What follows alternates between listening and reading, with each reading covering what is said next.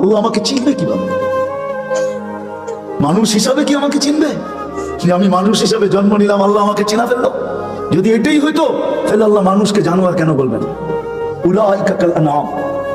আল্লাহ মানুষকে কেন জানোয়ার বলবেন? উলাইকা কাল আনআম বাল হুম আদাল। জানোয়ারের চেয়ে নিকৃষ্ট। মাসালুহুম কামাসালিল কালব কেন আল্লাহ বলবেন? যে এদের দৃষ্টান্ত কুকুরের ন্যায়। যে মানুষকে কুদরতি হাত দিয়ে বানাইলেন, সমগ্র সৃষ্টিকে যার অধীন করলেন, ফেরেশতা পর্যন্ত আমাদের অধীন।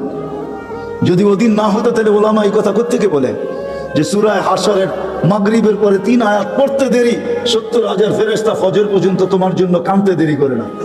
কোন বিমারীকে, অসুস্থ ব্যক্তিকে সোয়াবের নিয়তে দেখতে যাইতে দেরি, 70,000 ফেরেশতা পরের দিন ওই সময় পর্যন্ত দোয়া করতে দেরি করে না। ফেরেশতা পর্যন্ত আমাদের অধীন। মসজিদে যতক্ষণ বসা থাকে এক ফেরেশতা ডাইনে বসা চোখের পানি জড়াইতে থাকে, আল্লাহুম্মা গফিরলা।